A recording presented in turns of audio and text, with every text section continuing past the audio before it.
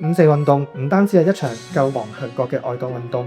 更加係一面旗幟，指引住激勵住我哋要為興國強國接力奮鬥。當下嘅香港正處於由治及興嘅新階段，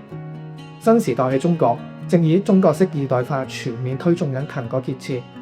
呢一個亦都係時代賦予嘅俾我哋嘅挑戰，更加係屬於我哋呢一個人嘅大時代。願各位以呢一次分享會作為起點，多啲了解國情，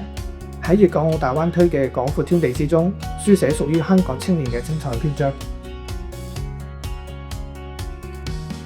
喺今日，我哋傳承住愛國、進步、民主、科學嘅五四精神，立足香港，背靠祖國，面向世界。國家15規劃咧，謀劃咗我哋未來5年嘅宏偉嘅藍圖，明確支持香港鞏固一國兩制嘅獨特優勢，建設國際創科、金融、貿易與文化交流嘅中心。作為香港嘅青年，我哋身逢其時，亦都肩負重任。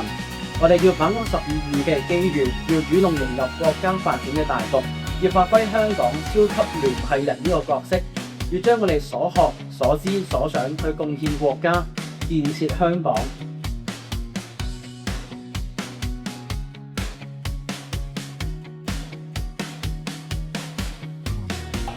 5、4、7、火，負15、5之1。